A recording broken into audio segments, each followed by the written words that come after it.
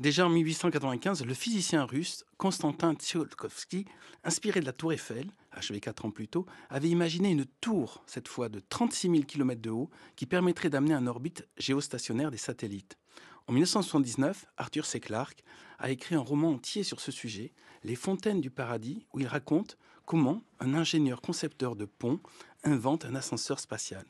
Enfin, en septembre 2021, le centre Epcot de Disneyland a présenté une attraction baptisée Space 220 qui donne l'illusion d'être précisément dans un restaurant en orbite géostationnaire auquel on peut accéder par un ascenseur spatial.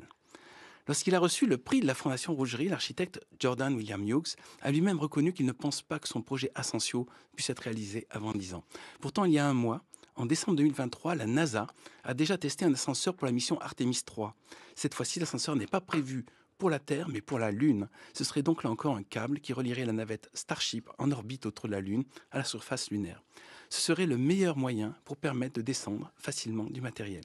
De même, l'agence spatiale japonaise va bientôt expérimenter un mini-ascenseur spatial aux abords de l'ISS, la fameuse Station spatiale internationale. Bon, en imaginant que ça puisse fonctionner sur Terre, Bernard, n'y a-t-il pas quand même des risques de collision avec des débris spatiaux ou des météorites?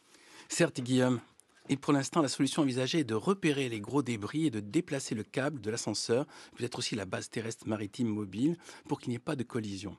En tout cas, beaucoup de gens y croient.